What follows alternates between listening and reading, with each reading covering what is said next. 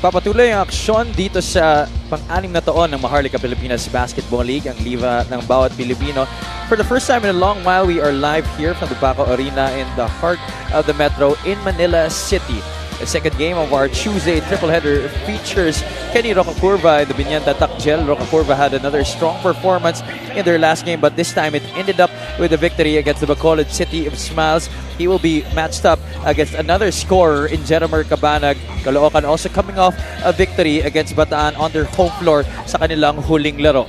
Once again, it's the matchup between the Caloocan Batang Kankalu and the Bacolod City, the Biñan Takjel for the second game of our Tuesday tripleheader.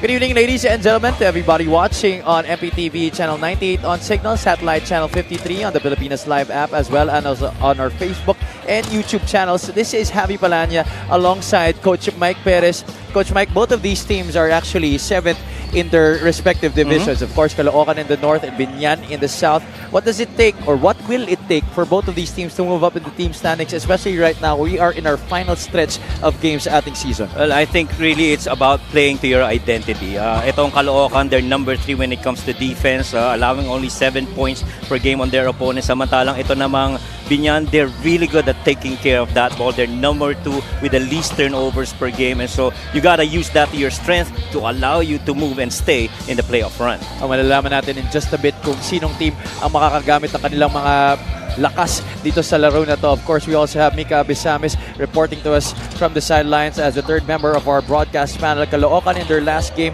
had a big win against the Bataan Risers, 60-52. Yeah, and Caloocan found their stride and have moved up to the 7th spot in the North Division.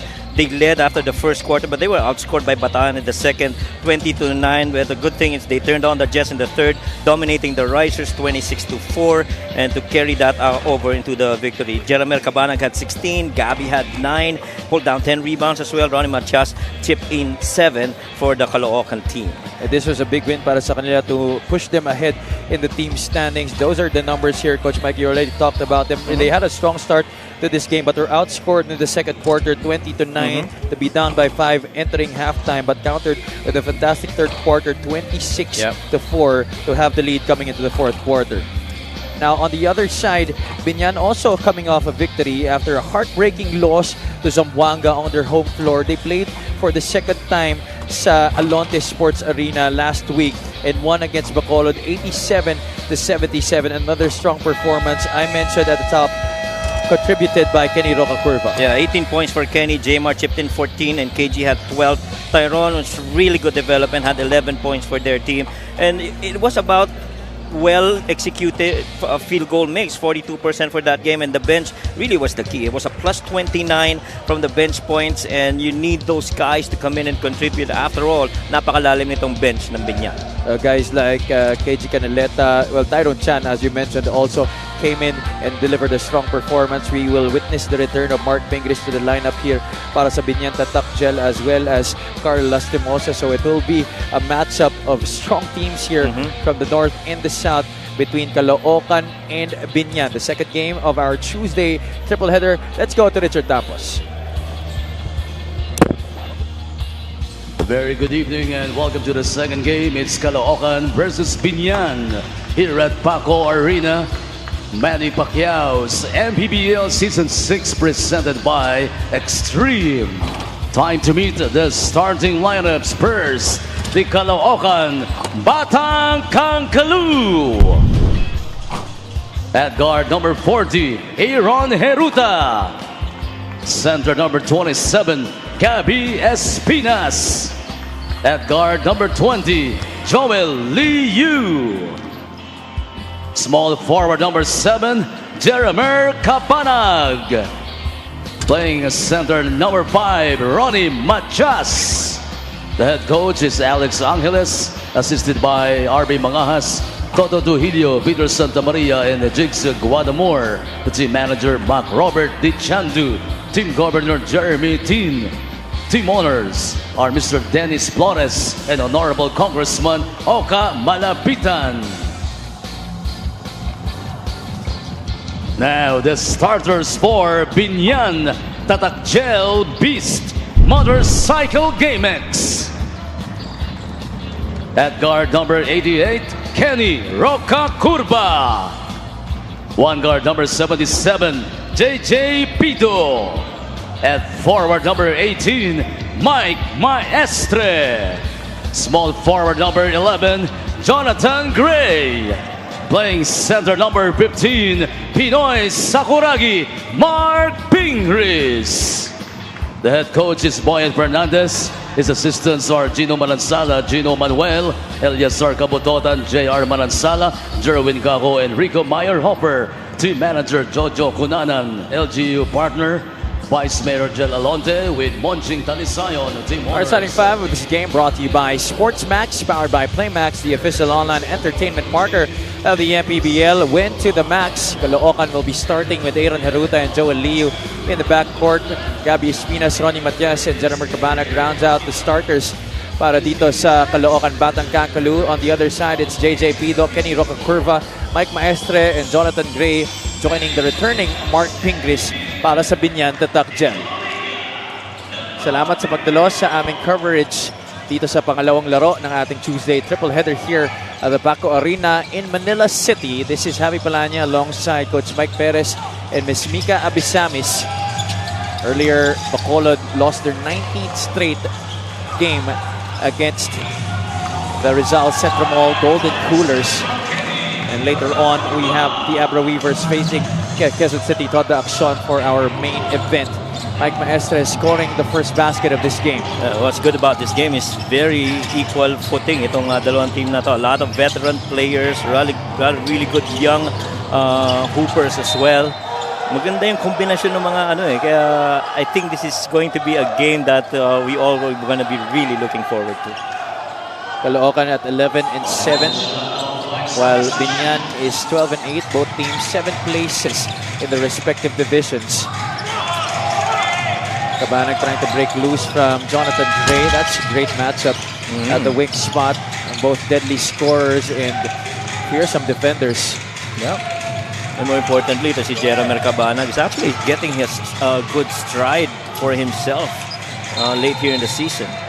And Joel Liu steps on the sideline there. That was quite a tight spot for him to work with after that handoff by Gabby Espinas. Lalo na ang humaharap siya, dumedepensa siya si Mark Pingris. I mean, defensively, that's gonna be a huge effort to go up against if you're gonna go up against Mark. We actually have a lot of good matchups in this game, Coach. Post up na lang, Gabby Espinas, Mark Pingris. Roca Curva, little hesitation, dribble, dips into. Couldn't get it on the reverse. Could have been a highlight para kay Kenny Roca Curva. Heruta gets the handoff, steps through. That pass interrupted. Heruta gets it back and tips it in. Well, when you talk about pace, Heruta's never going to be short of that. And when you talk about effort, he also is not going to be short of that. And so, if you're a guard like Pido, you got to have your work cut out tonight against Heruta. Heruta in their last game against the Bataan Risers went back to the lineup and scored 6 points, delivered 5 assists and grabbed 8 rebounds. Pingris against 2 big men. That's a walk against the Pinoy Sakuragi. Pero ibang klase pa rin talaga makaposisyon pagdating sa offensive rebound. And you see their coach, Boyet Fernandez, he's been really the guy that's piloting this team. And I hope that they get into the playoffs with a really good run against the other teams. Cabana cross court to Liu. A shot from the outside won't go. Rebound to Maestre. Pido will set this one up para sa Biñan. Pingris gets it to Maestre. Baseline jumper, no good. Pingris able to save it, but gets it to the wrong man. That's Ronnie Matias now leading the break. Cabana catch and shoot. That rims out. Matias is there, keeps it alive, but doesn't get the tip in attempt to go. Roca Curva onto the left side. Gray, tough pass to Pido. He pulls it back out. Roca Curva back to JJ. Gray on the cut. Double team there by Heruta. Pido from the great beyond. That's down and through para kay JJ Pido. Anong pinag-uusapan natin na number 2 when it comes to turnovers per game. This team is the second least turnover committing team here this season, and you saw that right there. They were shut down They had cut off in certain situations, pero still able to come up with really good decisions and options. They only committed 8 turnovers in that game against Bacolod. Cabanag with the shot clock winding down. Gets it to Matias. Unable to beat the buzzer there, or the Batang Kankalu. And the dismay of returning head coach Alex Angeles. Yeah, and surely he's gonna be disappointed, lalo na with this play right here. Just that shot by Pido over the defense of Heruta. That 3-point shot is brought to you by Extreme One-Stop Shop Appliances. Pingris working against Gabby Espinas. 2 ex-PBA players. Pingris drop step, hook shot is short, tries to get it back. A battle for the loose ball. Pingris could not save it again to a teammate. 5-2, Liu, nobody stopping the basketball. Kicks it out to Heruta. Matias offers the screen.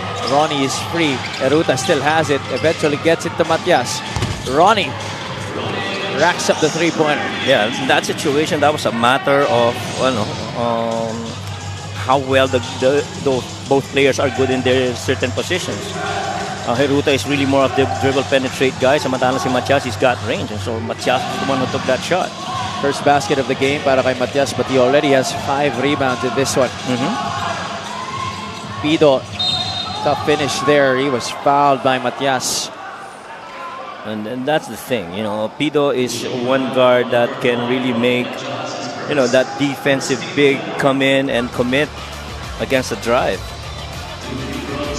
There you see the 3-point shot by Ronnie Matias. Tying the game up at 5 apiece. Yeah.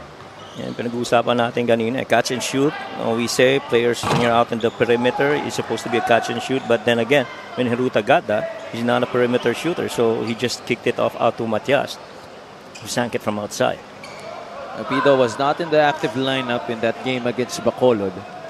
He's looking to have a good performance here with a starting nod by Coach Boyd Fernandez. And I like this combination of Kenny Rocacurva, Mike Maestre, and Jonathan Gray on the floor at the same time, together with Mark Pingris and Pido. And those three definitely very actively pursuing length of the floor action, be it offense or defense.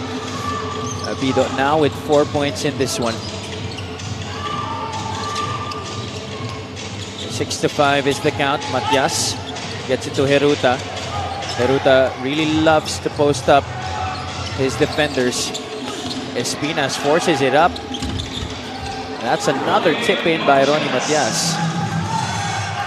Pag pinag-uusapan mo ang stat lines ng mga bigs, Caloocan is up there, being the top guys, because they have very able bigs that can actually do these things inside the paint. But Coach, despite their rosters, a lot of big names para sa parehong koponan, how come they only are right now currently at the 7th spot in their respective divisions? Well, I feel it's really a matter of clearly identifying roles and responsibilities for each of the teams. Yan ang mahirap pagka masyado kang malalim yung roster mo. And, you gotta keep everybody happy and give them their time on the floor. And so once you get that opportunity, different guys actually step up. And so the hope is, if you're coaches of both these teams, you get to catch a rhythm going into the playoffs so that, clearly defined na who gets who and who does what.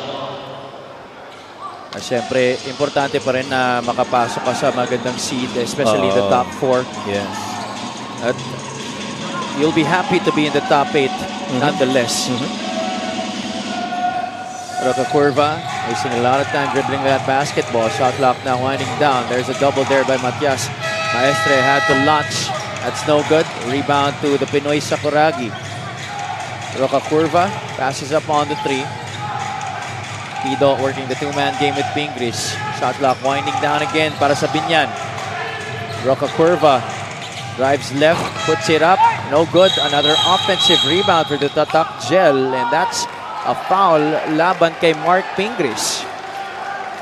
Boy, and very early in this game, we've already seen 7 offensive rebounds combined for both these teams. Just, really tells you how much action these big men of Espinas, Mark Pingris, and you can make a case even Mike Maestre getting involved in the offensive rebounding action. Coach Boyd Fernandez did not oblige on the request of Mark Pingris to challenge that last call. This is also quite the matchup in terms of coaching. Of course, Coach Boyd Fernandez and Coach Alex Angeles, both in the coaching staff of the current San Pedro Red Lions roster in the NCAA. Coach Boyd is the consultant, while Coach Alex Angeles is one of the assistants of Coach Yuri Escueta. That's a miss by the guys in black. Here come Caloocan on the counter. Liu on the left side, drives middle, leaves it for Espinas. Spot for three. I think his foot was on the line. Couldn't follow his own shot. Pingris with another rebound. He's had a bunch of them here in the first quarter. That's a foul by Heruta, stopping the transition attack by Jonathan Gray. And nobody's taking that ball away from the hands of Mark Pingris. Are currently with 3 rebounds so far. Tydon Chan will enter the game for the first time para sa Biñan. While on the other side, Caloocan will insert Real Cervantes, Junjun Bonsubre,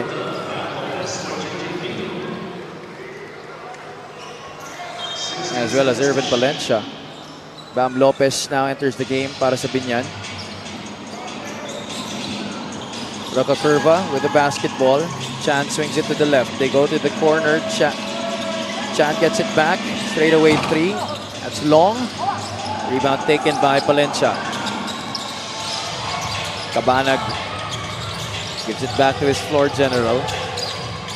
Jeramer this time launches and drains that 3. And that side of the floor is always going to be exclusive para dito kay Jeramer Cabanag. He's taking a lot of shots from that side of the floor. Caloocan now in the lead by 2. Roca Curva, pocket pass to Maestre, had to adjust. Defense was right there, gets it back and puts it right back in.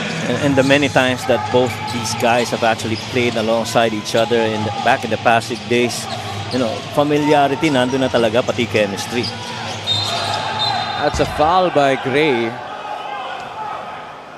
Our referees will take a look at it. That's a chance for them to upgrade it to an unsportsmanlike foul. There was no play on the ball. Now this is gonna be, early on, kita mo agad yung compete defensively para sa both teams na ito. And we're deadlocked right now at 10, and rightfully so. There's the handoff by Cervantes. And then the pull on the jersey of Cabanag by Jonathan Gray.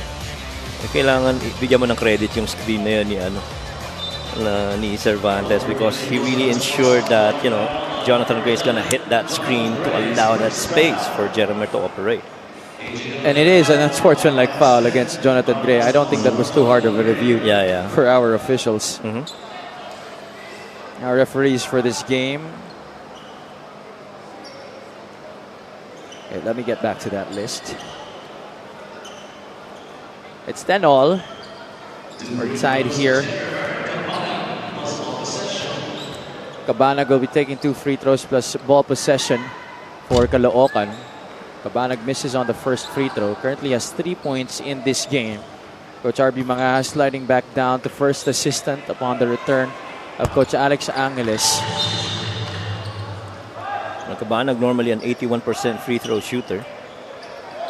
So you're a bit surprised if he misses one of the 2.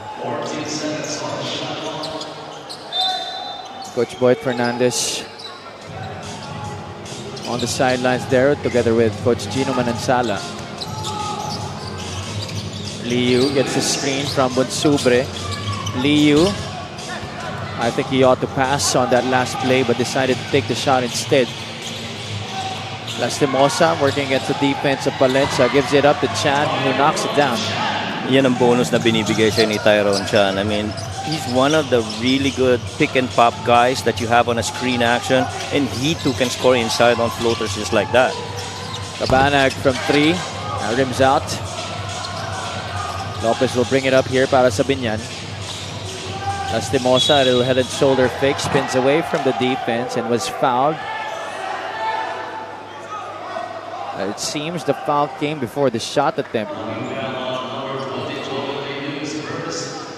Oh no, they will give him continuation. So that's going to be 2 free throws for the former CSB Blazer. I know, Carlos always looking at the rim every time he touches that ball right at the half court. You kind of expect that always tingin yan i-score. Isa yan sa maraming player dito sa ating liga na ang nakasulat sa kanilang GAB license ay professional scorer. Yung mga tropa nila Alvin Alday. Oo, mismo.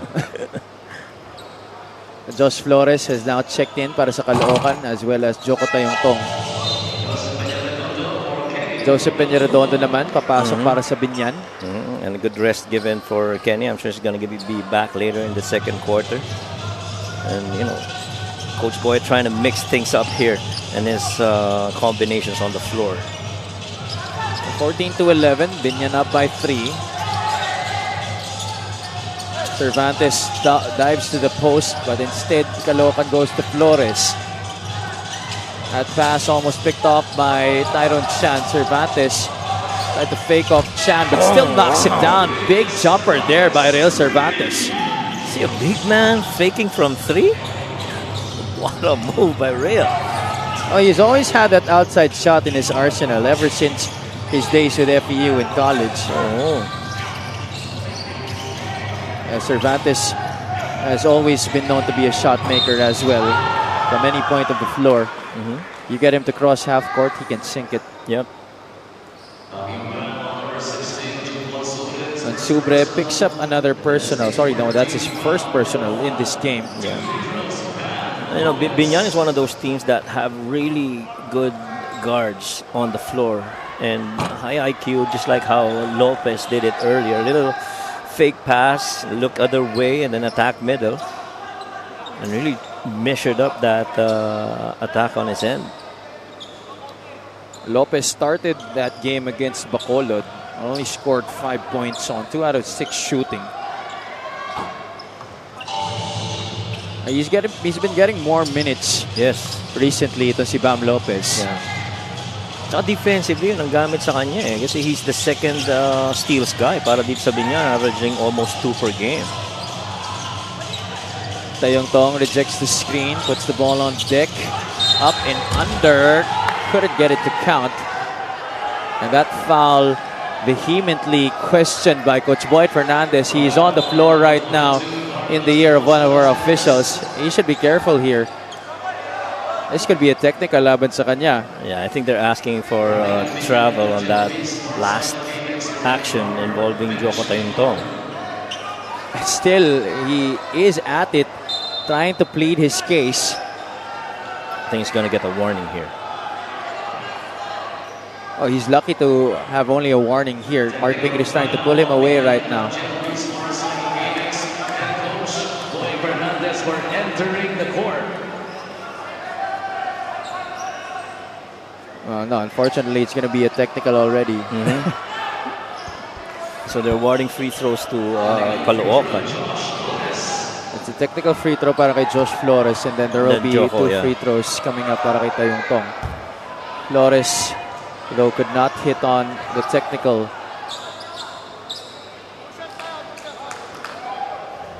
Let's take a look at that last play. Coach, you be the judge of this. Oh yeah, it's a little bit. Medyo nag-drag yung pivot foot niya. Umangat ng konti.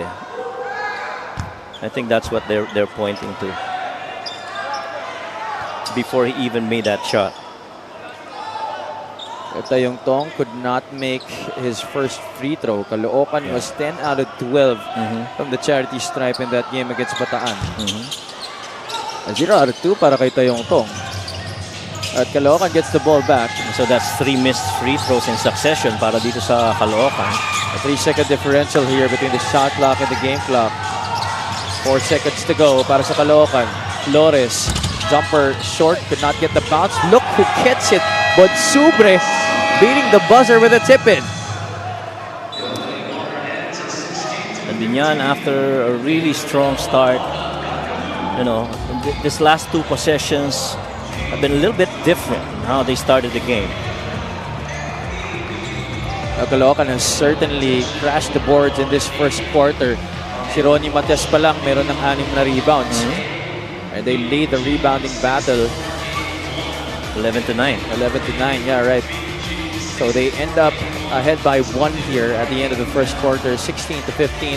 Our first quarter score is brought to you by GameX. GameX Sports, the official online basketball lending partner of the MPBL. Basta ending GameX.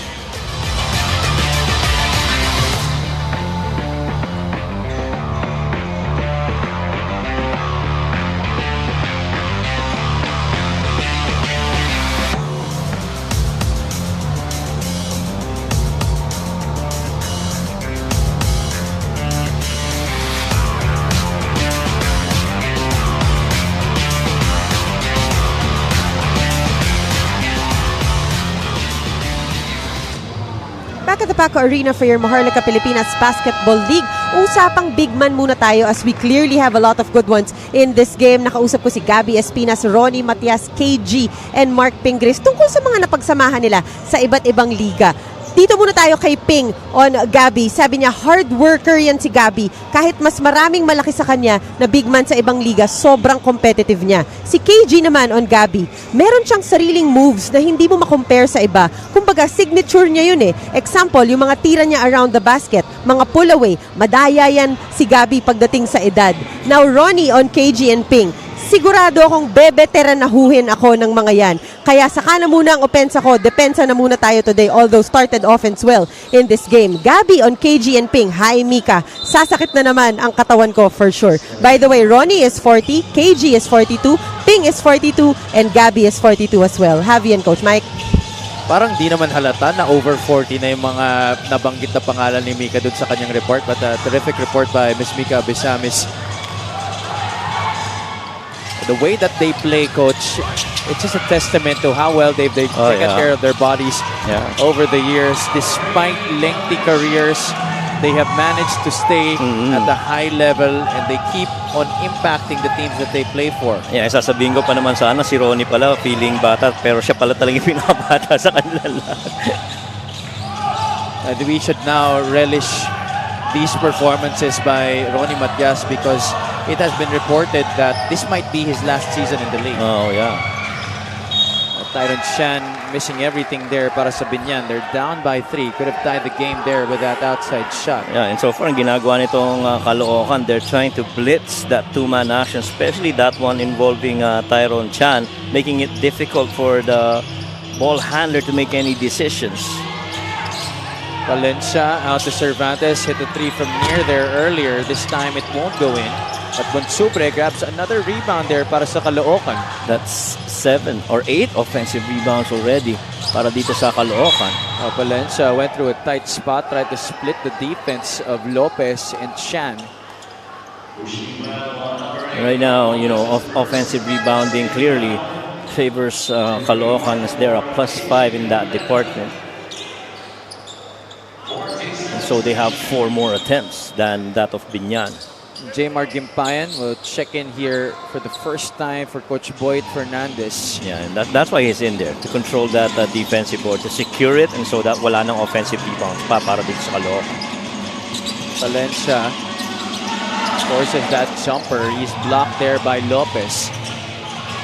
Peña-Redondo now pushing it up here para sa Biñan. Caloocan quick to get back. Peña-Redondo straight away 3. That's down and through para kay Joseph Peña-Redondo. And Peña-Redondo really, you know, waited for that moment when that spot would be free for him, and that looked real good. Are now tied at 18. Almost 2 minutes gone by here in the second quarter. Bonsubre out to Tayongtong.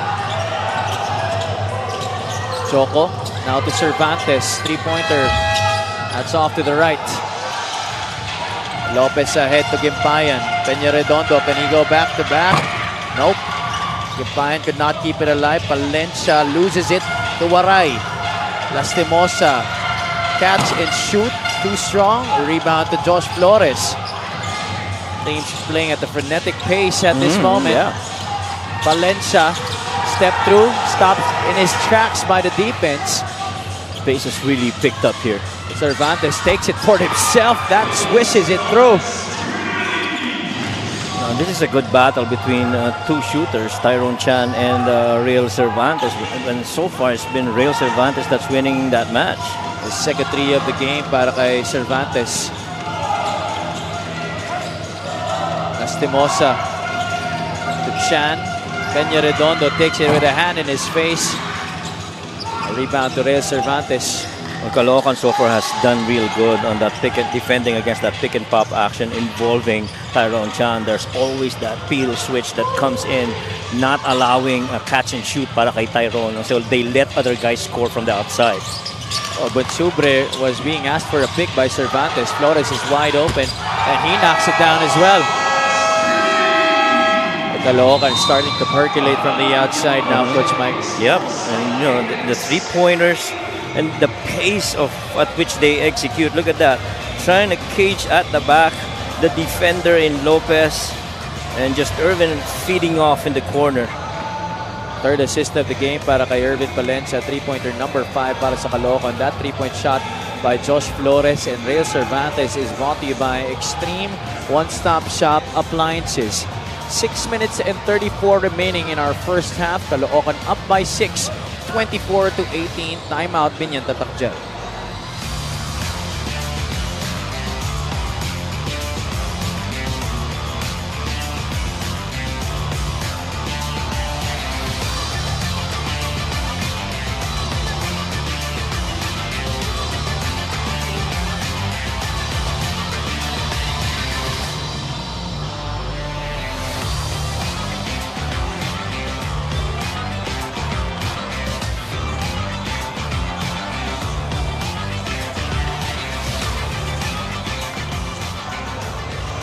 Check out our fans of the game, brought to you by Jinky Skin. Beautiful ladies inside the Paco Arena here in Manila City. This is the second game of our Tuesday triple header between Caloocan and Biñan. Earlier, Bacolod lost their 19th straight game to the Rizal Centro Mall Golden Coolers. And right after this matchup between the Batang Kankalu and the Tatak Shell, the Abra Weavers will be matching up against the Quezon City Toda Action party list. Yeah, and this is a couple of the first of two tough games that Biñan's gonna go up against. After this, they're gonna be going up against Nueva Ecija, and so you want to come out of here with a win before you face the Rice Vanguards. 5 out of 12 are the Batang Kankalu from the outside, while Biñan is 2 out of 9. Inigo goes to Cervantes. Achi making his first appearance in this one, as well as Marian Magat for the Batang Kankalu. Magat drives inside. That's travel, definitely. Yeah, that one's clear travel.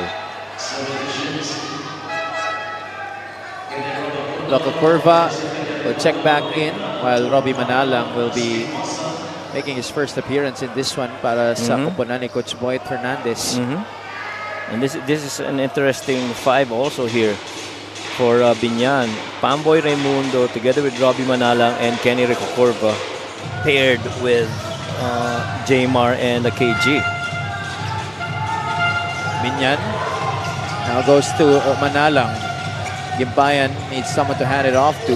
Recocorva now with it. Had to pass it off. Manalang has the taller Sanga in front of him. Good challenge. That shot short by Robbie. That's going to go the other side in favor of Caloocan. And that's the reason why they're number 2 or number 3 when it comes to points allowed per game. You know, just shutting down every opportunity there is. You know, that ball touched the paint, they kicked it outside, and each and every time you got a defender right in front of any black shirt that's trying to make an action. Old Sanga looking inside. Cervantes wanted it. Flores on top. There's a screen from Magat. Flores fumbles a little bit.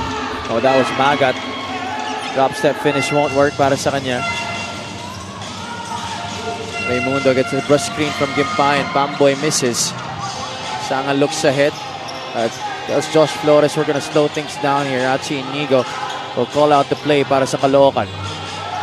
24 to 18. You gotta watch out for that flare with Real Cervantes. Sanga puts the ball on the deck. Spins, fall away jumper, wala. Canaleta boxed out Magat quite well. Recocorva gets the loose ball into the lane and through the hoop. Yeah. Basket in one para kay Kenny Recocorva. Should be good. And they try to get a ball right in front or defender right in front. Inigo tried to stop it, but really momentum downhill. That's all Kenny on that action. That's our fast break of the game, brought to you by Sportsmax, powered by PlayMax, the official online entertainment partner of the MPBL. Win to the max. Roca has scored a total of 38 points in the past 2 matches para sa Biñan Takchel. 20 in that heartbreaking loss to Zamboanga on their home floor, and then 18 in their victory against Bacolod, also at the Alonte Sports Arena. Magat goes to the right side. Romel Calahat making his first entry in the game. Inigo meets the basketball. Achi back to Calahat. Romel, push shot, no good. Gimbayan with a rebound.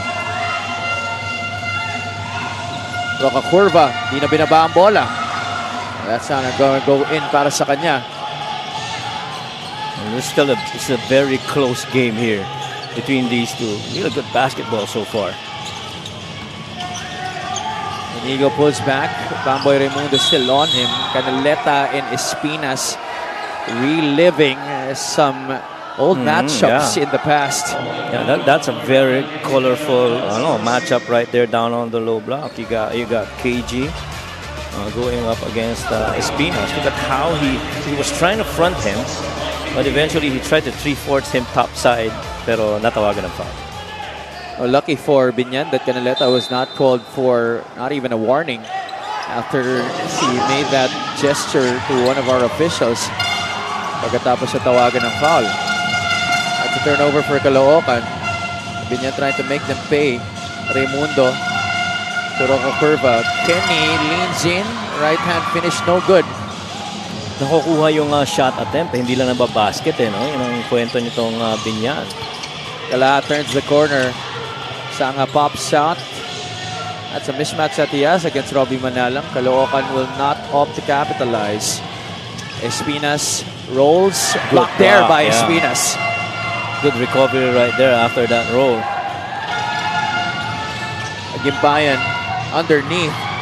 Bottled up by 2 Caloocan defenders. Sanga able to finger roll it for 2. Well, defense to offense right here. So far, that's the style of play being done by Caloocan. Caloocan's been really good at shutting down any options presented offensively para dito sa Biñan. And Biñan's got to find a way to counter against that defense. Sang only had 5 points in that game against Bataan. KG Canaleta trying to show us glimpses of that beautiful vertical that we've seen throughout the years as he tried to soar and score. This was the previous play. Espinas getting it ahead to Paul Sanga. Yeah, and Sanga able to leak out the other way quickly after that ball was recovered by Caloocan. But this is, I guess, the first time that Biñan has actually gone to KG Canaleta from the top. And for the most part, in the previous games that they played, he's really been out there on the top of the key, being a threat on a 3 or being a threat as the primary initiator of the offense from there. He's been one of their best scorers this season at 11 points per game. This is KG Canaleta, actually their best scorer at 11.3 points. Caloocan will take this opportunity to burn a timeout. They're still in the lead by 5. 2 minutes and 35 remaining in our first half.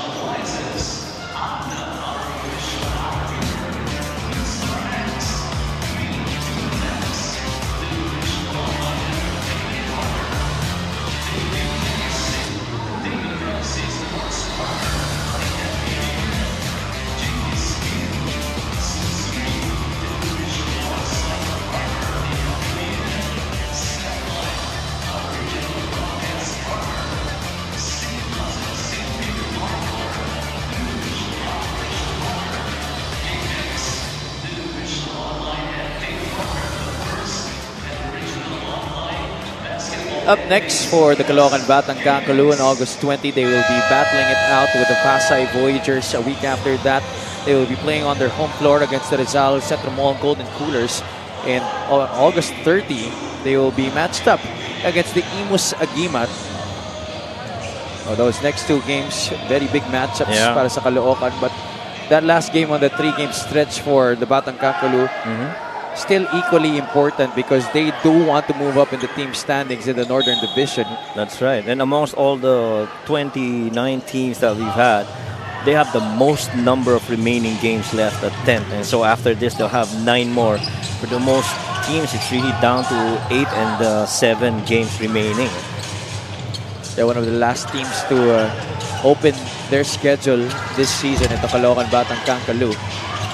Cabanag, another try from the outside. Missed two straight. Kalat is there for the offensive rebound, but was blocked there by the interior D of Biñan.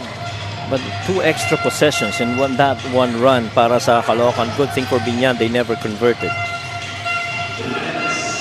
Canaleta hands it off to Manala.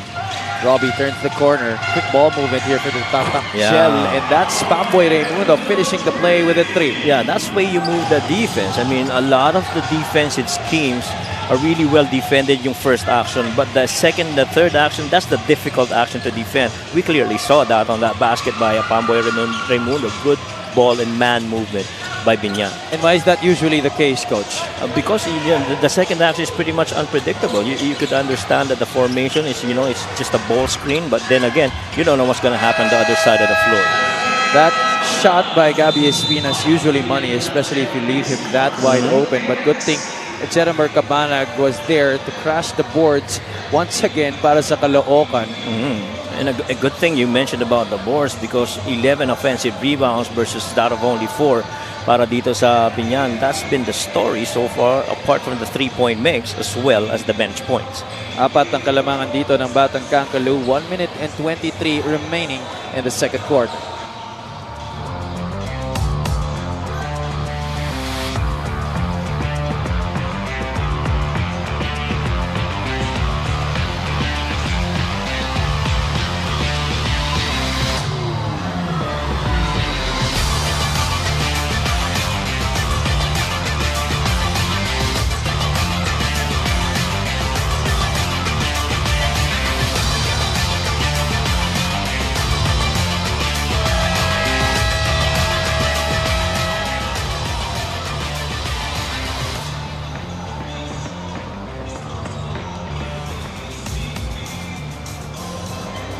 Babalik ang inyong Maharlika Pilipinas Basketball League, ang liga ng bawat Pilipino. There's Miss Loisa Andalio, the number 1 fan of Mr. Ronnie Alonte of the Biñan Tatak Shell. He is now on the floor here para kay Coach Boyd Fernandez. And Loisa's, as you take a look at the numbers of Jeremer Cabanag in their last game against the Bataan Risers, 11 of his 16 points coming in the second half. That really pushed them to that victory after being outscored by Bataan in the second quarter, 20-9. And really just how valuable a Jeremer Cabanag could be. He leads Caloocan in minutes played, points per game, and even steals per game. Yun ang halaga na binibigyan nito ni Jeremer. Good ball movement again. Alonte missing on the open look. There was a late challenge there by Caloocan. Heruta moving the ball up into their front court. Joel Liu back in the game here for Coach Alex Angeles. Watch out for Real to try and slip this. Oh, he pops out here. Cervantes fakes the 3. Step to the side. Jumper, no good. Espinas a little too early on the jump for the board. Well defended by Biñan. You already saw that. When Real was trying to clear out that corner, you knew that was coming to him. Oh, Raimundo drains the jumper. That's a 3-pointer for the former San Sebastian Stag. Now we got a really good response here from Biñan. Closing out quarters a little bit better compared to how they started in the first. Take a look at this. A little brush screen set by Mark Pingris. The challenge by Real Cervantes. No problem. Para kay Pamboy Raimundo. Knocks it down beyond the arc. And defense had to stay honest kasi nandun na si KG sa kabila. So hindi mo alam kung aatake ba o titira rin sa labas once that pass gets to KG. We're going to stay on air. Just a 1-point lead para sa Caloocan Batang Caloo. And Coach, you mentioned Biñan finishing this quarter strong. What has been going for them here in this mini run that they're on? Well, I think it's really better execution, lalo na offensively and getting back defensively. As you see this next few games of Biñan, like we said, it's Nueva Ecija that's coming up next. And then after that, Sarangani on August 24, 4 days after, they will be facing Davao Occidental at the Alonte Sports Arena. Also important games ahead for Coach Boyd Fernandez and company. Yeah. And so what they sit right now, roughly at about the 7th spot, if I'm not mistaken. Yeah, they are at 7th with a 12-8 record. And the other guys battling it out in the south to at least get to number 8 are Negros, Iloilo, and Muntinlupa. And so the fate of those other 3 teams really hinges on how Biñan would perform and how the other teams would perform in that battle for the 8th spot in the south. They're just a game behind Parañaque, 2 games behind South Cotabato. I must say, really good recovery by Biñan so far this quarter. Good block. Access denied there by the Pinoy Sakuragi. Liu fakes out 2 defenders. Heruta takes it and makes it. Well, that was a choice. You know, you have to play the percentages. You got to let Heruta take that shot. Canaleta to beat the buzzer! Wow! What a sequence for these 2 squads to end the first half. Explosive finish para dito sa Biñan after being down for the most part of this first 2 quarters.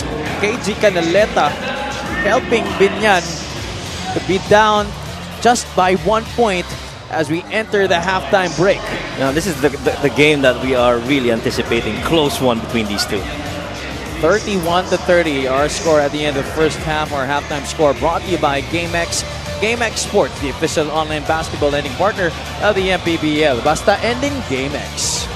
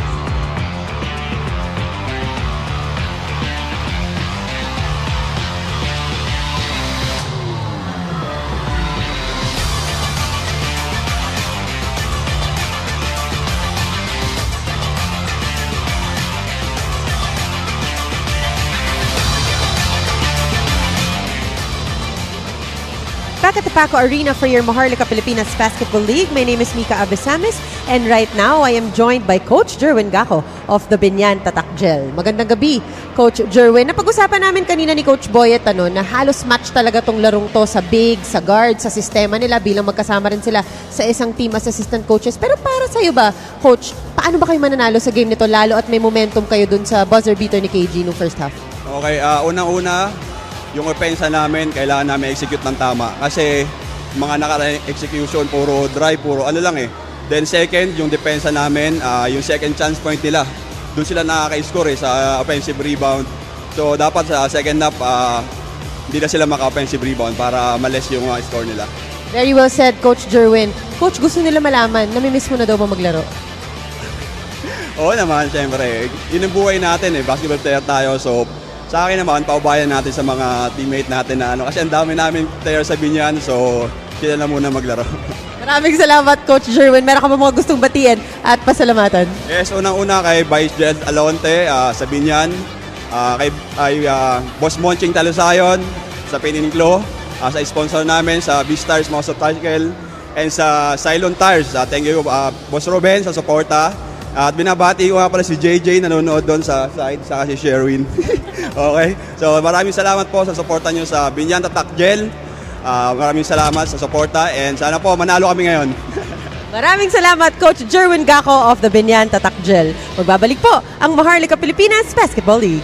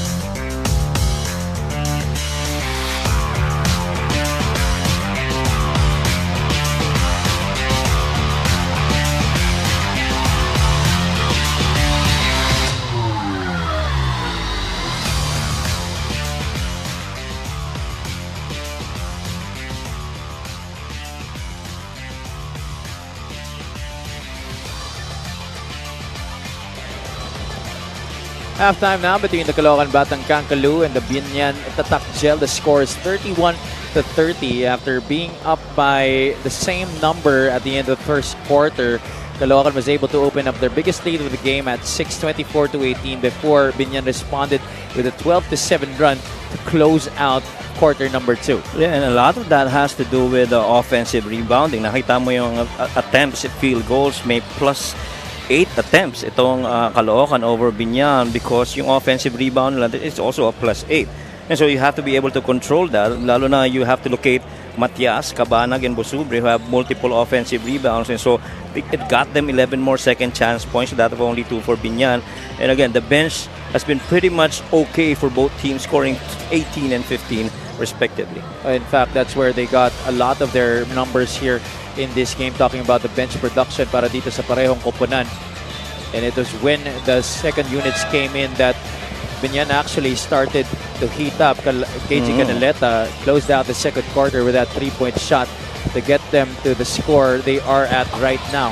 Cervantes leading the way para sa Caloocan after the first 2 quarters, as well as Jennifer Cabanag. They have 6 apiece, while Heruta and Matias contributing a combination of 10 points para sa Caloocan Batang Kaloo. On the other side, Biñan is being led by Pamboy Raimundo, who has had 2 3-pointers in this game, while Maestre, Pido, and Canaleta each with 4. And then the thing is, on the side of Caloocan, Cabanag is only 2 out of 7 from the field. I guess you can say on the other side, dito naman sa Biñan, 1 out of 6 pa lang sa field itong si Kenny. So we expect both players to, I guess, explode here in the second half. And then again, on the side of Biñan, dalawa lang ang may multiple baskets, no, na 2 field goal makes. That's Maestre and Pamboy. Everyone else has either had 1 or none. Raimundo is 2 points away from tying his total from that game against the Bacolod City of Smiles. He had 8 and did not miss from the field sa laro na yon. Batang Kaloo looking to pull away here in the third quarter. Both of these teams pegged at the 7th spots in their respective divisions. It's now an important stretch of games para sa parehong koponan if they want to move up in the team standings and assure them of a good standing come the playoffs. Yeah, and importante rin yung standing mo dahil yung mga kakalaban mo na nasa taas, it really depends who you're gonna get. Right now, Caloocan is looking to be going up against the San Juan Knights in the Northern Division if the playoffs started today. While itong Biñan, they will be facing Zamboanga.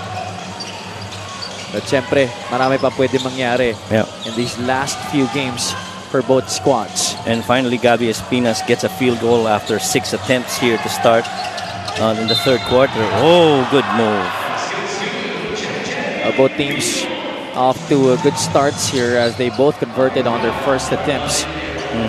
JJ Pido getting the pass there for Mark Pingris. Yeah, this time around, medyo a little bit simpler execution offensively. Just doing a 45 cut where you have your opposite wing cutting to the ball side, and you have a very able passer in Mark Pingris and a very able finisher in Pido in traffic. Oh, so that's one of the few times in this game, Coach, that you were talking about the second and third actions para dito sa Biñan in the first half. And that's what Caloocan was having difficulty guarding. But right there in that last possession, Biñan able to do it in the initial action. Yeah, really keeping it simple that time. Liu misses from the baseline. Espinas tried to go to the left side with a reverse, but no foul was called. That was a clean block. And that's the second offensive rebound already for the game. And leading that department is Ronnie Matias. He's got 4. That's out of his 6 rebounds, by the way, para dito kay Ronnie Matias. He starts the third quarter with Gabby Espinas, Joel Liu, Jermer Cabanag, and Aaron Heruta. Maestre hands it off to Jonathan Gray. Roca Curva only had 2 points in the first half. Kisses it off the glass. That's another end one opportunity para dito sa Biñan here in the third quarter. Well, quick thinking right there by Kenny Roca Curva. Immediately on that lateral pass from that middle ball action, he saw that closeout and just attacked it back. Biñan now in the lead, 35-33, and Roca Curva with another chance to extend it further here. That foul went against Gabby Espinas. That's his first personal sa laro na to. Well, you could say na yung action yun, maybe a little bit of what's called a hammer action, where you have a big man screening for the opposite wing, and Mark Pringus really timed that well, and Kenny just made the right decision. Our officials went on to review that last play, but they decided that it was only a regular foul against Gabby Espinas.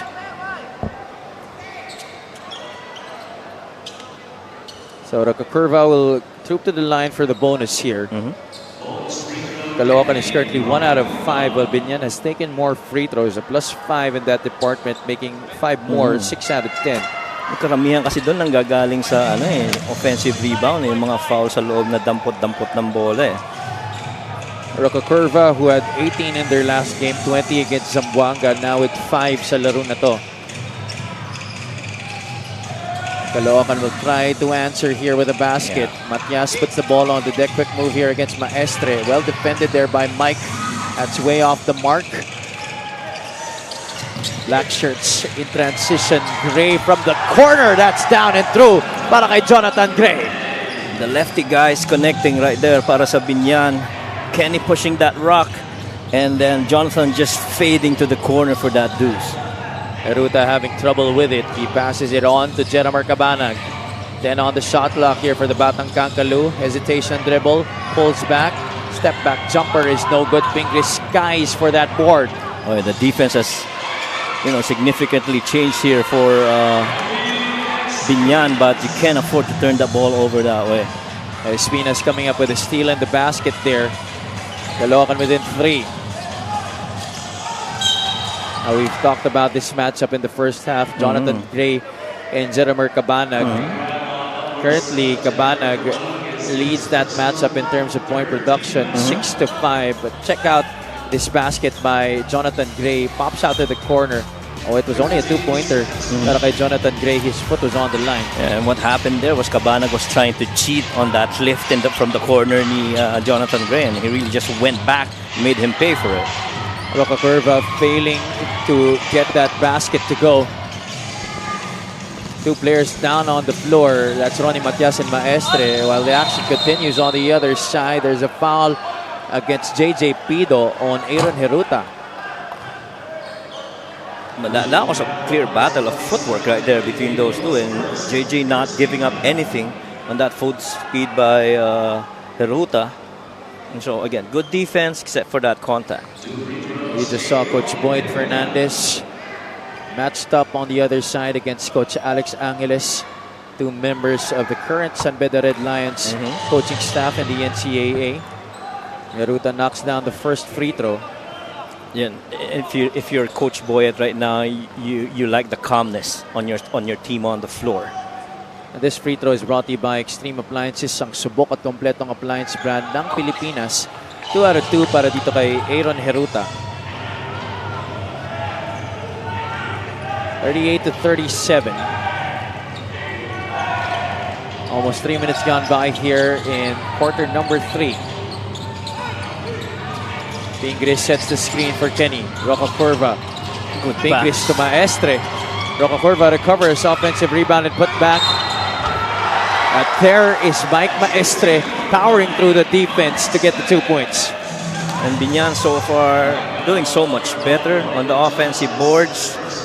Good ploy right there to get that short roll over to Mark and make him feed the other guys. Kenny's been struggling on the field, but luckily Mike was there to try and finish it off.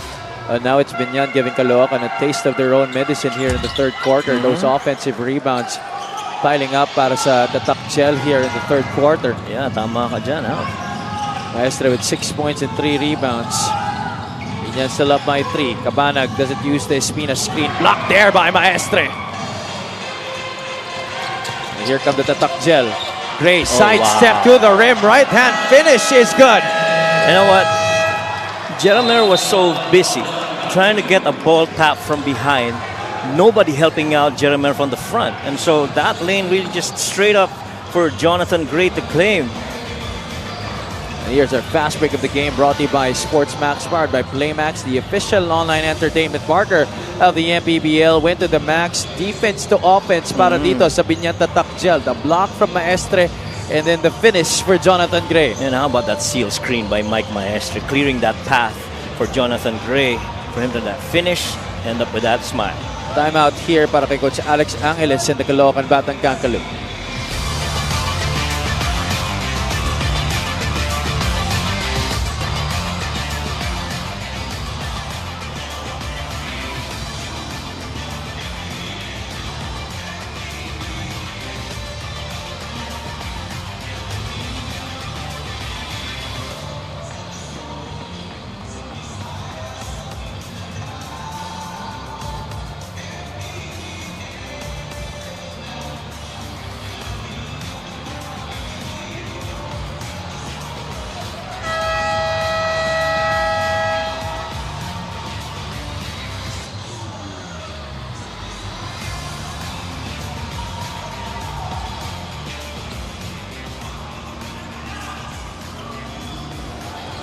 Tingnan natin ang ating fans of the game brought to you by Jinky Skin.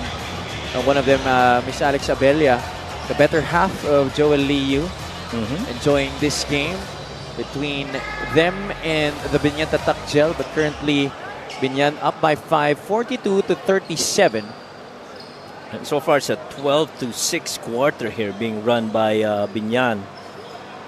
A little bit slower start for Caloocan, well, much to do with offensive rebounding, which has really been the key because they got more possessions earlier in the first half. But despite catching up in that number, they're still down in the battle of the glass overall, Right. 32 to 21. Off the timeout here, let's see what the Batang Kankalu have drawn up. Espinas facing up against Mark Pingris.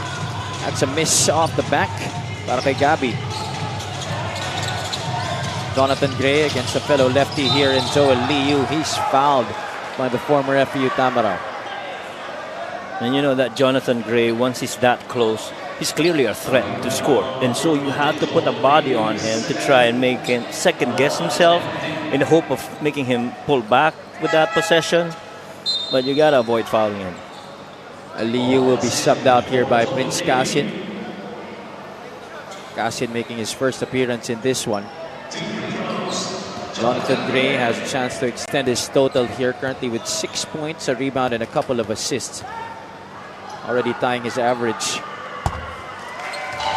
But that could be so much more para dito kay Jonathan Gray. We know that he is a capable scorer. And so far, this game's been a pretty good defensive game with a lot of efficiencies. Only 7 turnovers so far para dito sa Caloocan and just 3 for Biñan. He already mentioned, Coach, that Biñan is one of the best in taking care of the basketball dito sa ating liga. And that's a testament to how well Coach Boyd Fernandez has instilled discipline on this squad. Yeah. And a lot of that has to do is because you've got very high IQ, quality basketball players that know when to pass and when to make a shot. Espinas to the corner they go. Kalat fakes out. Gray gets the step. Kalat leans in and scores. One of the very few times that you've seen Jonathan Gray lift his foot against a pump fake. Good move right there by Kalahat. 44 to 39. Approaching the halfway point of quarter number 3. Gray assessing the defense here. He's blitzed. Pingris with the pressure release. Roca Curva from downtown. Yes, sir. Now, dun sa last possession na yon, sinubukan na lang i-ice si Jonathan Gray. Make him go to the sideline and push him to the baseline. And once you release it to Mark Pingris, he now becomes the focal point of that possession, making him be the primary decision maker. At 70-8, the scoring here in the third quarter. Heruta trying to increase the advantage, or rather decrease the disadvantage here for Caloocan. He's very frustrated that he did not make that basket. But there is a foul against Biñan. And so far, yung mga dribble penetrations na yun is what's been keeping things here for Caloocan. And you see in that possession, nasa labas kanina si Espinas tsaka si Ronnie Matias. In the first half, it was actually the entry of Irvin Palencia that really pushed Caloocan ahead. Right. Let's see how long Coach Alex Angeles keeps him on that bench. There's still no sign of him coming in here, but Ronnie Matias will sit for Real Cervantes, who also had a good performance in the first 2 quarters. He was actually the leading scorer for Caloocan. Yeah. And that was a technical given on Biñan. Prince Casin though missing on the free throw. It's going to be a baseline throw in here para dito sa Caloocan.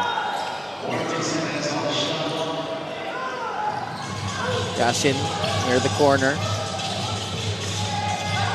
Kalahat receives it on top. They swing it to the right side.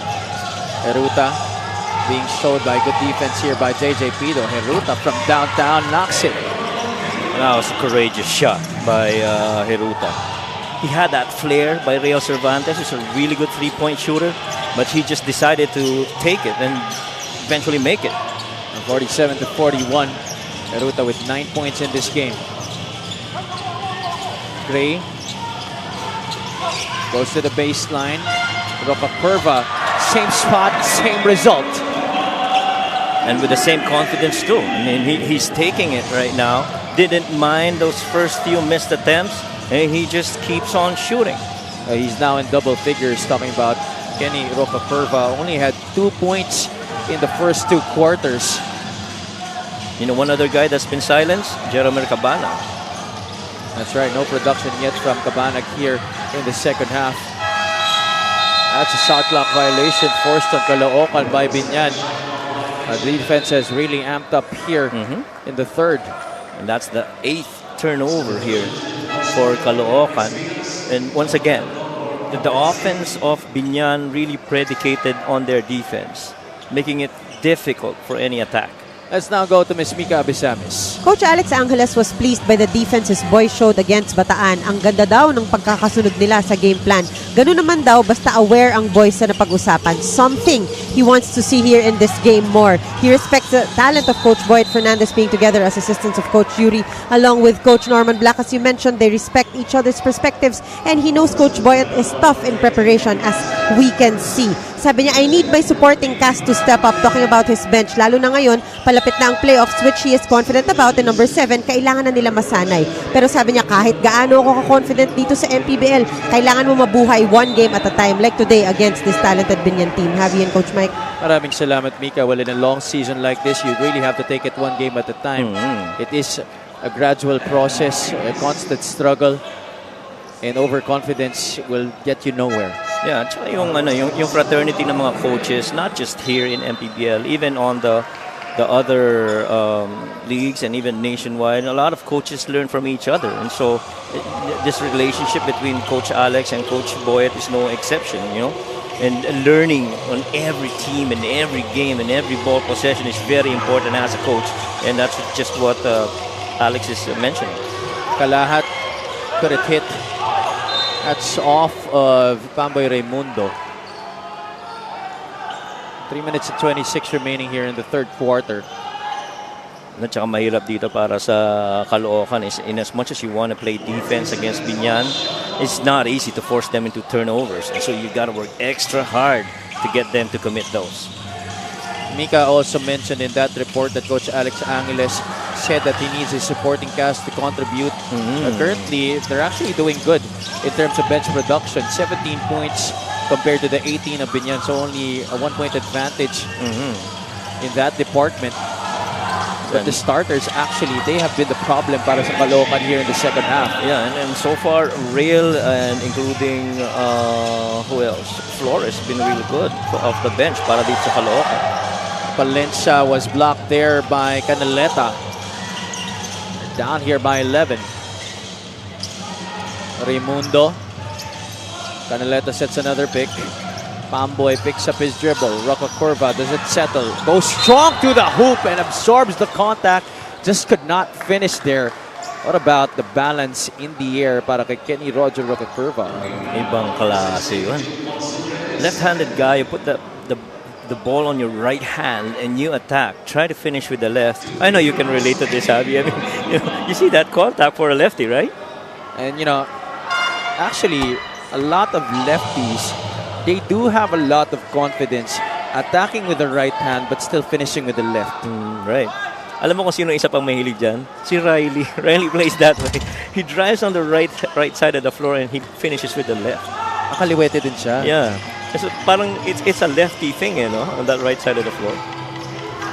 Kasi dumadami yung options mo when you attack right. Because obviously, most players, they're more comfortable pulling up for a jump shot when they go with their offhand. So you could either pull up with a jumper or finish with your strong hand. That's right. Ibang klase rin, mate. Kaya, it's really nice to have a really good lefty on your team. Lastimosa dazzling us with crossovers, but that's stolen by Bonsubre. Caloocan. Here comes Valencia. Tayong Tong won't go for the outside shot. Pass inside to Cervantes, bothered there by the Biñan interior defense. Cervantes still could not get an easy hold on the rock, but still forces the issue and gets the foul against Canaleta. Yeah, and that one's a little bit difficult attack for Cervantes, so to speak, because after all, the baskets that he's made are really more on the perimeter. Look how relentless Roca Curva was on that defensive sequence, only to have Canaleta go for the swipe and give up the foul. And Real Cervantes, I mean, he's one of those guys that's really got a good touch from the outside. And you can argue, 3 points wise, he's just 24% from there. Pero yung timing ng mga basket niya dun sa labas, hindi siya nawawalan ng kumpiyansa tumira din. He now ties his average with 7 points, 1 out of 2. He gets his own miss, but eventually loses it. And he gives up the foul on Canaleta, just returning the favor there. So far, this huge 13-point difference between Biñan and Caloocan. Clearly, this is a quarter that Biñan has claimed. You just saw his numbers. I mentioned already 7 points in the game. He has 2 field goals sa laro nito, both of which coming from the outside. Marion Magat will step back onto the hard floor, as well as Josh Flores para sa Caloocan Batang Kankalu. Canaleta will take 2 free throws here. Both teams already over the limit. KG has always been a very good free throw shooter throughout his career.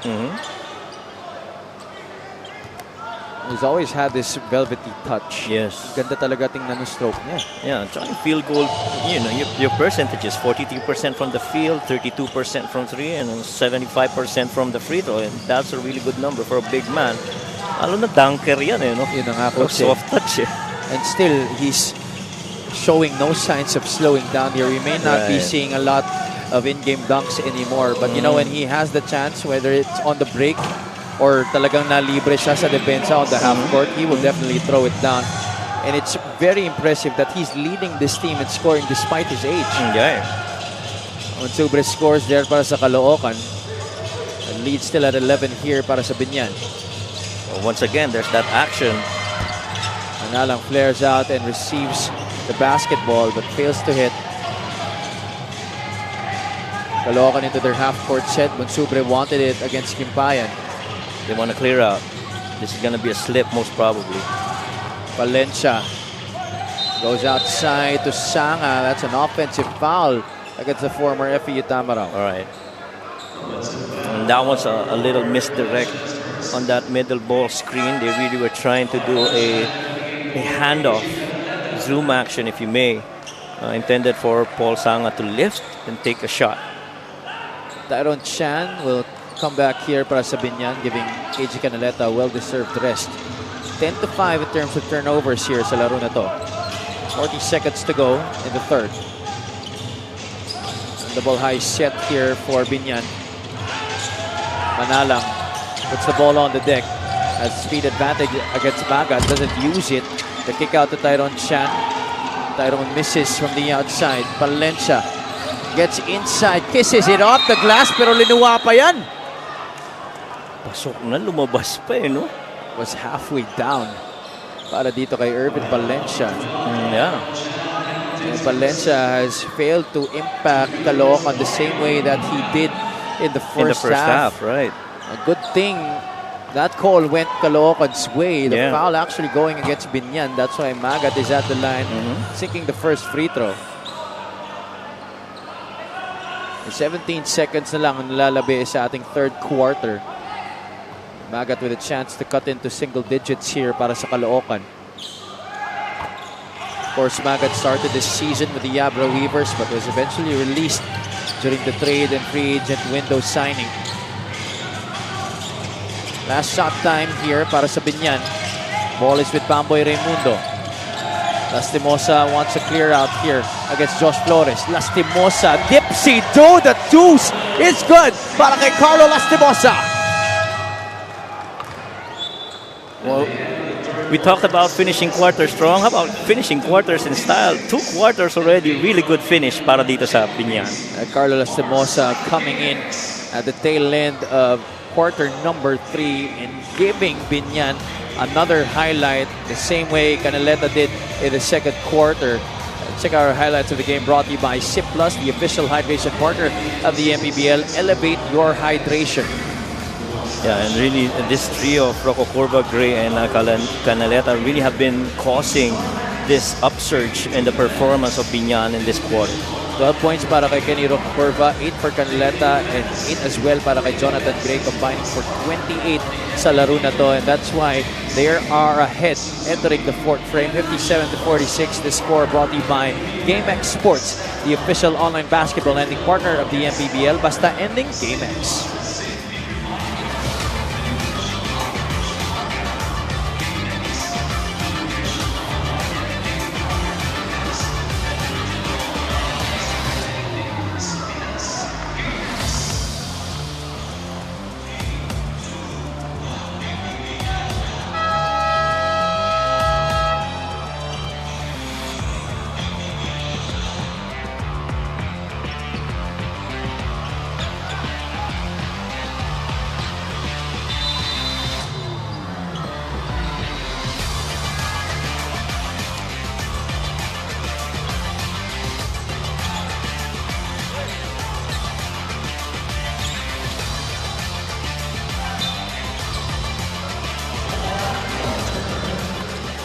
Commissioner Kenneth Remdes and Operations Chief Emerson Oreta in attendance here at the Paco Arena at the heart of the metro here in Manila City. We now enter the fourth frame of this game between the Biñan Tatak Gel and the Caloocan Batang Kangkalu. It has been a tale of two halves here for these two squads. 27-15 for Biñan in that third quarter after they held Caloocan to a standstill in the second quarter at 15-all. Yeah, and a really good recovery, so to speak, para dito sa Biñan. They finished that second quarter strong and then did that same thing. Started strong the third and finished it really well too. Abby Palanya joined by Coach Mike Perez and Ms. Mika Abisamis. Your panel for our Tuesday triple header. Sanga missing from the outside. Offensive rebound for Caloocan, one department where they were not able to capitalize on in the third quarter compared to the first two frames. Yeah. And really, the three-point makes have caught up with Caloocan right now. It's a +1 3-point make for Biñan, and even bit more free throw makes for Biñan. They're +6 in that department. Now, when most of the numbers were in favor of Caloocan in that first half, it has definitely turned around here in the second. There you see Coach Alex Angeles trying to will Caloocan to a win here against Biñan. Caloocan currently 11-7. The Tatak Gel also at number 7, this time in the Southern Division at 12-8. They're 1 game behind Parañaque and 2 games behind South Cotabato. South Cotabato is 5 while Parañaque is 6. In the north naman, ang nasa harap ng Caloocan are the Abra Weavers, who are facing the Quezon City Toda Action later on after this matchup. They're just 1 game behind the Batang Kangkalu. And Pasay is 13-8 at number 5. Yeah, and so far we saw that action with Carlo Lastimosa. I feel, based on my observation, they do have the number of Carlo Lastimosa, except for that really good finish earlier. He's been pretty silent. Carlo is. just taken 4 attempts. Lastimosa only with 4 points in this game. Yeah, there you go. Flores has the height advantage here against Lastimosa. Flores leans in. Finger roll, no good. Gets his own miss. Second serving, wala pa rin para kay Josh Flores. Yeah, And you saw that reaction Oh. after the basket attempts. Para dito kay Josh Flores, really Yeah. utterly disappointed and frustrated with himself. yeah, kasi alam mong basket na yun yung ganun kakalapit, di ba? So you understand that frustration, but kalimutan mo na yun at laruin mo na lang in next possession. You still have the entire quarter to come back. You're down only 10. This is what department that Caloocan still has in their bag. 43-26 in the battle of the boards. Yeah, that one's a clear travel right there. When he turned, lifted both feet, kind of like a jump stop after a ball was received. You can't do that. 10 ang hinahabol dito ng Caloocan Batang Kankalu. Palencia, Flores, Magat, Bonsubre, and Sanga. The 5 on the floor here para sa Caloocan. Palencia into the lane. Cross over to the left. Magat was already ahead. And that pass just far behind para sa kanya. Yeah, I think that was misunderstanding on the side of Irvin Palencia. Well, at least from how they've been running it. Every time that ball gets to that opposite post, there's always that weak side fortified cut that goes downhill, which is exactly what they were trying to execute, but really not just a good read by Irvin. Manalang, Raimundo, Pingris, Canaleta, and Roca Curva on the floor for Coach Boyd Fernandez. Manalang draws Bonsubre on the switch. Robbie step back. Jumper is all nylon. The reason that you get into the two-man games, you want to generate mismatches. That time around, that was positional. But this Magat time, scores on the two-man game with Irvin Palencia. yeah. And you can make a case that was missed coverage naman on the side of Biñan. But then again, we'll see this action once again. Or perhaps the easiest basket of the second half para sa Caloocan. Biñan has certainly revved up the defense here in the third and fourth quarters. Raimundo with a shot clock winding down, floats it up, no bounce there. Magat secures the rebound here for Caloocan. Magat hands it off to Sanga. Yeah, got a rise Ball to take. from downtown. That falls off the rim. Pingris gets Bonsubre knocked down to the floor. Manalang to Canaleta. KG passes up on the 3. Raimundo has it once again. Two-man game with the Pinoy Sakuragi. Canaleta this time doesn't shy away. Overshoots the mark. Bonsubre gets it there para sa Caloocan. I thought they were going to go back to Robbie in that play, but Robbie instead did the screen for KG for that 3. We all know how Manalang can heat up in a hurry. Yes. We've seen it a lot last season para sa Pasig City. Yes, agree. Bonsubre trying to locate Paul Sanga. Palencia, a little head and shoulder fake. Magat, he can hit that. Knocks it down, Marian Magat. That's the first three-point shot of the game para kay Magat, and also his first attempt actually. And that's his first make too. 7 points in the game for the former Abra Weaver. Pingris mano-y-mano here with Jun Bonsubre. The double coming from Magat. Biñan swings the ball around. Roca Curva back irons the 3. Another rebound here for Magat, number 3 in the game. Palencia gives it up. Magat, same spot. This time it doesn't fall. Well, the entire bench of Caloocan held their breath for a while there. That was the same spot and a really good look for Magat. That certainly would have been big para sa kanila.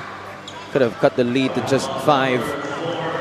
And clearly Irvin Palencia's gassed. He wants out. That's why he went for that foul.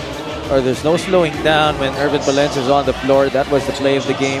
That pass coming from him to Marian Magat. That play of the game is brought to you by Suzuki. Well, the key to that action was KG Canaleta, getting involved in that action by Irvin Palencia. He peeled off and that left that Magat roll.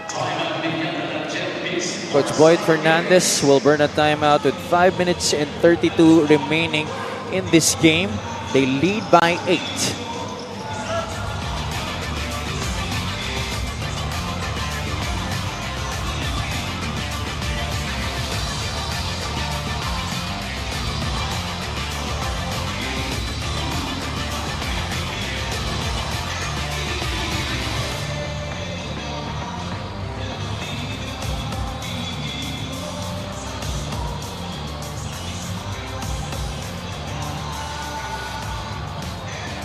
Presenting our Suzuki muscular and sporty fan of the game, just like the Avenus, do more and achieve more with the muscular and sporty scooter from Suzuki, the Avenus. Oras na para magmotor. That is Miss Cristiana de Maunahan, better half of Quezon City's Hubert Cani, who will be seeing action right after this game. They will go up against the Abra Weavers. Right now, the Takjel up by 8 against Caloocan, 60-52. The numbers of Canaleta in that game against Bacolod: 12 points, 4 out of 8 from the field, 4 out of 5 from the charity stripe, plus 6 rebounds and 3 assists. Canaleta holds the honor of being the leading scorer for Biñan this season at 11.3 points per contest. Tonight, KG, he has 8. And he has helped Biñan maintain this advantage here in the second half. And kita mo yung mga numbers na yun, very efficient on the field. He's roughly season-wide, he's 43% from the field, 32% from 3, and a good 80% from the free throw. So, you know, ganun ka-efficient yung shooting niya ni KG. Ambay Raimundo drives inside, spins away against Magat. Pingles receives a drop pass, bothered there by Ronnie Matias. That's off Biñan. It will go to Caloocan. And Coach Boyd really just shrugs off that last offensive set. He said, we didn't have that good shot, and so, you know, forget about it. We go the other way and start defending. An opportunity here for Caloocan to cut into this deficit. Matias sees Liu inside. Manalang quickly recovers. Liu to post up, not really one of his specialties, but let's see how he does here. He gives it away. Flores tried to foul Rocacurva, but he gets ahead, and Rocacurva initiated the contact there against Ronnie Matias. It crashes underneath the basket, almost hit to one of our cameramen. A shout out to our production crew here, especially our cameramen who risk their lives underneath the basket. The risks of the job, but you know, Kenny's not gonna stop that open floor against a positional mismatch. And inalala pa yung cameraman natin. Hindi naman talaga kabait yan si Kenny. Oo naman. Mabuti nga mahulog rin sa mahulog. Oo. He was able to notice that he was there near the foam underneath the hoop. Ang unang-una nakita ko umiwas si Mio eh.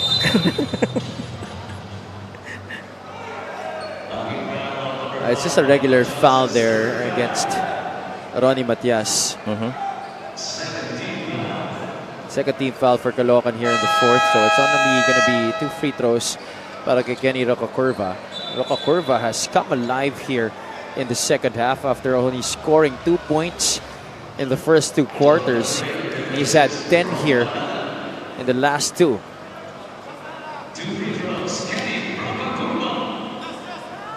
This free throw brought to you by Extreme Appliances, ang subok at kompletong appliance brand ng Pilipinas. Rocacurva rattles the first one in. He had 18 against Bacolod at the Alonte Sports Arena last week after scoring 20 against Zamboanga. Free throw numbers in this game: Biñan now 13 out of 20 after that miss. Caloocan is 7 out of 14.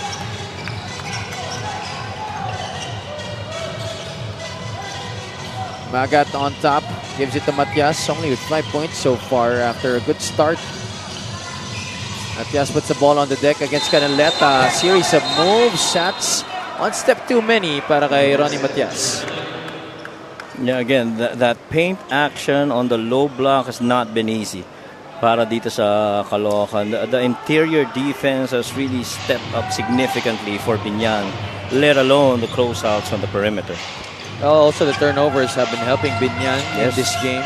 +5 advantage, or should I say disadvantage, para sa Caloocan in that department. Canaleta pops out. Magat late to close. Side relief there para sa Batang Kangkalu. Under 5 minutes to play here in this game. Liu gives it out to Matias. Ronnie, quick trigger inside to Flores. Takes out Raimundo, but not Canaleta. Rocacurva had last touch on that rock.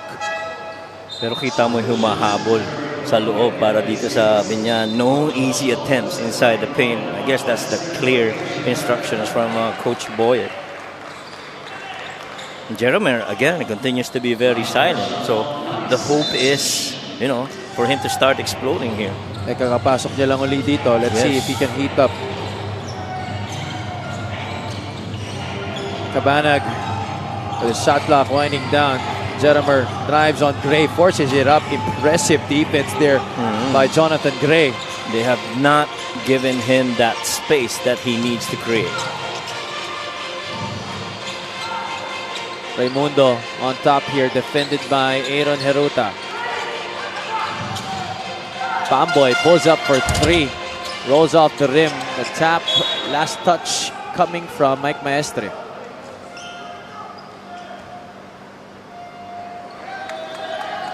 Kung tutuusin, mas marami pa ring attempts itong Caloocan. It's really just the makes that's not falling. And especially yung free throw advantage. That's a key difference right there. That's a +6. Oh. There's a stoppage here in the action. Jeremy was actually talking to the referee, I guess, in reference to that previous play. Oh, Jeremy Cabanag will be assessed the technical. Yes. Maybe he was trying to make a case about that drive of his. He felt he got fouled. From our angle, it looked like it was just impressive defense coming from Jonathan Gray. Yeah. And he's going to be rewarded here with a chance to make this free throw. If his gestures would be an indication, it looks like Jeremy was saying his arm got clipped and so he couldn't make a decent shot at that. Mukhang ganun na nangyayari dun sa free throw attempt ni Jonathan Gray. He knew it was short. And he was frustrated with himself after the miss. Si Coach Boyet naman natawa na lang kasi expected niya ipapasok ni Jonathan yung free throw na yun eh. Biñan is now 13 out of 21 from the charity stripe. Cabanag off the curl. There you Gets go. it. That's more like it, Catch and shoot on an elevate from an elbow curl. Now you have to do more of that if you're Jeremy, because you understand once you put that ball on the floor, that defense is going to be on you. So you have to make them chase you before you make your shot. 61 to 54. Field goal story in this game. 20 out of 64 for Caloocan. 20 out of 48 para sa Biñan. Just better efficiencies para dito sa Biñan. Gray, fade away. Rebound kept alive here by Pingris. He saves it to Raimundo. Pamboy was cutting through the Nice middle. pass. Maestre gets it from Pingris. Mark Pingris is also visibly frustrated. Made a good delivery to Maestre, but Mike just could not finish the play. Raimundo wanted it first, and Pingris sees that Maestre was left behind there by the Caloocan defense. Lee was late. Well, I feel Mark got frustrated on 3 things. 1, that was a beautiful pass. 2, that could have been easily a basket. Or 3, that should have been an assist to him. We all know how good he is within 10 feet of the rim. Those push shots, he has made a living with that. Correct. Tsaka ang dami na niyang ganun kanina yung pasa ng big guy. It could have led to his 4th assist in this game. Yes. He also has 4 rebounds, but scoreless still sa laro na to. Heruta will try his luck from downtown, and that doesn't fall. Time running out here para sa Caloocan.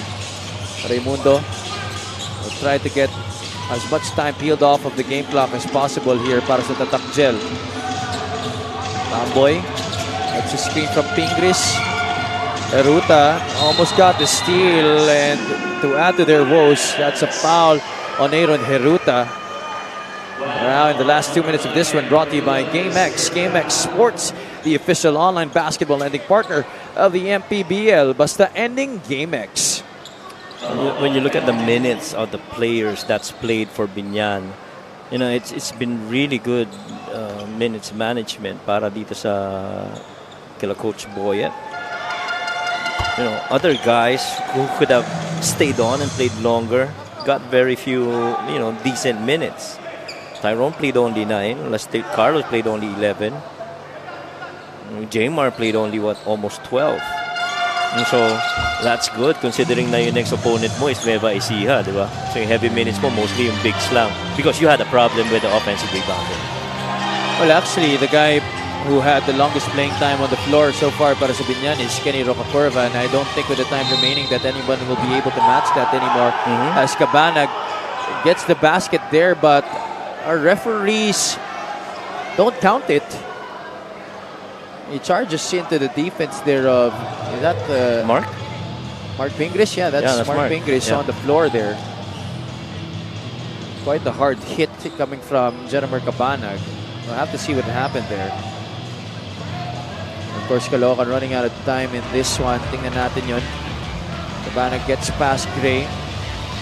Then Pingris had his shoulder leaned into the chest there of Jeremy Cabanag. Take a look at it from a different angle. Yeah. Yan ang mahirap eh. Yung sa mga high rip na ganyan.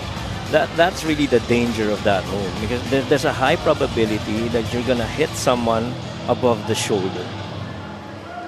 Yep, I know too well about those moves. Kinumahan ka na ba ng gano'n dati? Getting ilang beses na, coach. Kaya rin ako maaga nag-retire. Ang sakit eh, di ba? Ang sakit, especially if you have braces. Oo. Naka-braces ka pa nun. Oo. Ay, grabe. Kasi yung pataas, tapos sequence tama sa'yo, bigat eh. Kahit pa sabihin mo forearmer lang eh, di ba? Oo, kasi coach, mahilig talaga ako to be, dikit talaga sa depensa eh. Kahit nga yung mga rip-through move lang sa labas, pag matamaan ka ng siko, masakit talaga yun. Cabanag knocks down the bonus. So eventually, our referees count the basket. So 3-point play completed by Jeremy Cabanag. They're down by only 7 here. 3-possession ball game. 1 minute and 46 to go in this game. Full court pressure now being used here by Caloocan. That's another foul against them. They have been over the limit. So that's 2 more free throws para dito sa Biñan. Yeah, and this is still pretty much doable for Caloocan. Down 7. And this now becomes a free throw game. Obvious hold there by Cabanag. Kind of lost his balance there as he was trying to double and help Joel Liu. Raimundo has always been a decent free throw shooter, but he misses his first free throw. Oh my, it's only 40% from the free throw? Oh, that's surprising. Usually it's very good from there. Actually, 38.5 to be exact. I was surprised to look at the number myself. Yeah. I was surprised when I looked at it. Liu comes out. Defense to offense substitution here para sa Caloocan. Heruta quickly into their front court. Cabanag goes inside, loses it. The breaks of the game have not been going Caloocan's way in this one. And you know what? The only time that Jeremy scored so far was on a catch and shoot of an off-ball action. But as soon as he gets that ball and that defense is standing still and he puts the ball on the floor, then he's in trouble. A lot of credit to Kenny Rocacorva and Jonathan Gray, who have been the 2 guys that have been marking him dito sa ating second half. 1 minute and 23 to go, 65 to 57. There's still some slim chance here para sa Caloocan, but they need to stop. Raimundo turns and fires. Well, that action, twice we've seen, to my recall, from Pamboy Raimundo. Little get action with the big man on the middle, and then a catch and shoot, and he's just been so good. Check out our play of the game, brought to you by Suzuki, that features Pamboy Raimundo, and why not 2-man action with him and Mark Pingris. Kita niya yung switch, ang layo and lalim nung drop coverage, and Gab really, just a lengthy recover there defensively. Raimundo, who has only been averaging 4.8 points per game this season, now up to 9 markers in this game. 1 minute and 11 na natitira. Timeout. Coach Alex Angeles.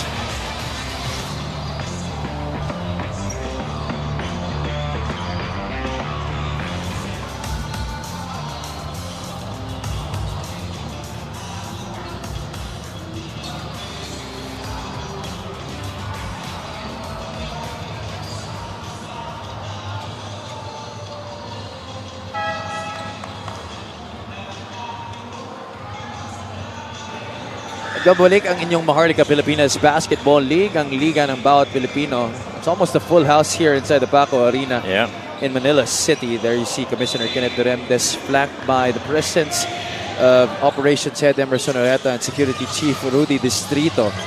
Lead is 10 here for Biñan. Caloocan trying to cut into it, but time not on their side. Cabanag draws a foul on the three-point shot. It looks like Coach Boyd Fernandez will try and challenge this one. That is the sentiment of the entire bench and coaching staff. That was a foul against Ronnie Alonte. Coach Boyd Fernandez still yet to make a final decision. Tingnan natin ang last play. He goes under. Tries to chase. That's a tough Yeah, call. that's a tough one. Yeah. Just vertical at it. Maybe you could make a case na parang si Jeremy pa yung pumunta sa spot niya, no? Yeah, he initiated the contact there. Right. Talking about Jeremy Cabanag. Yeah. And so he's wanting a review here, and since we're under 2 minutes, this is what they do. Well, the yellow light is on, so it is an official coach's challenge for Coach Boyd Fernandez and the Biñan Tatak Gel. 1 minute and change remaining in this game. The lead is still 10 para sa kanila, but this could be a big call if the challenge is unsuccessful para dito sa Biñan Tatak Gel. There you see Coach Gino Manansala showing that last play to Coach Boyd Fernandez. Right. Yeah, clearly, well, at least from the review and from our vantage point earlier, it sure seemed like Jeremy was the one who got into the spot on the cylinder of Ronnie. We're going to take a short break here. By Biñan is unsuccessful. Foul on Ronnie Alonte.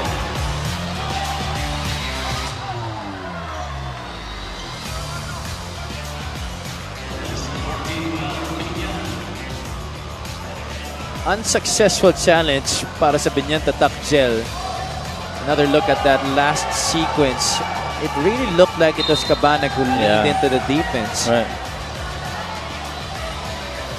Coach, what's usually the rule on that one?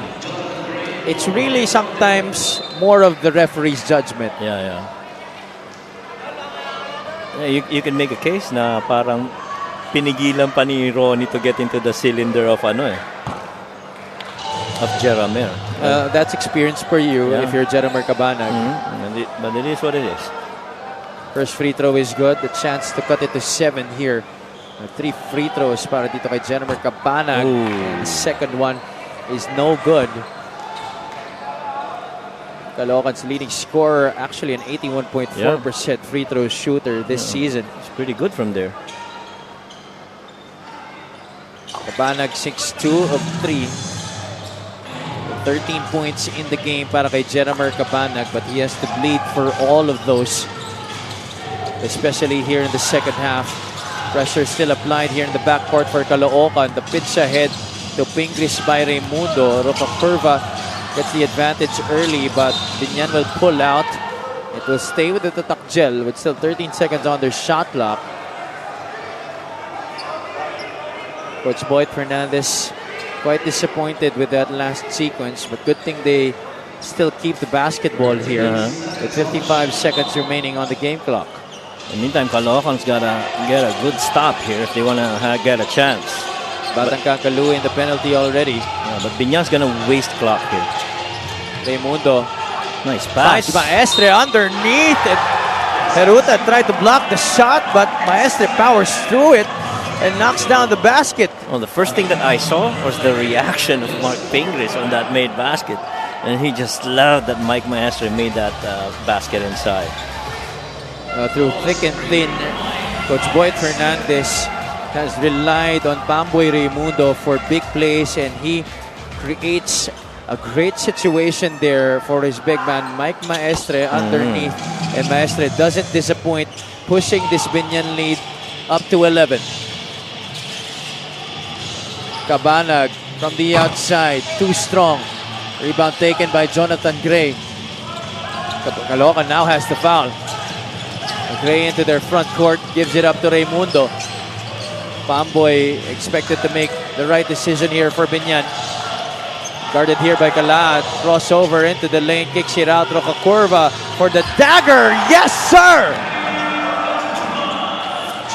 Well, we talked about ball movement, having to defend the first action, and really just kept that defense moving side to side until that open spot area for Kenny. That is the game para sa Biñan. Roca Curva scoring his 18th point of the game, sealing the deal here for the Biñan Tatak Gel, who move up to 13-8 to tie the Parañaque Patriots in the Southern Division. Caloocan now slides down to 11-8. Getting more cushion are the Abra Weavers against them in the Northern Division. What a big turnaround in the second half para sa Biñan Tatak Gel, getting to within 1 in the second quarter and turning things around in the third and fourth quarters.